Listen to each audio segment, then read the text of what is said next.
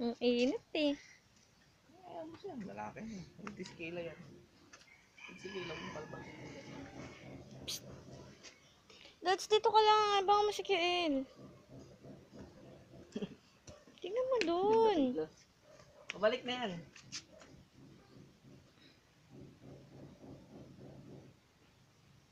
Baka na ano yun. Kaya siguro may tulo yung tubig natin, oh. Pinalitan nila, oh. Ayun, oh. Alis ka muna dyan. Sino nagpalit? Kaya di ba may yung pinapakinggan sila? Tapos sila na gano'n. Diyan, natuklasan nila. Yung kabitan natin yung singaw. Sige, sasaluhin ka namin!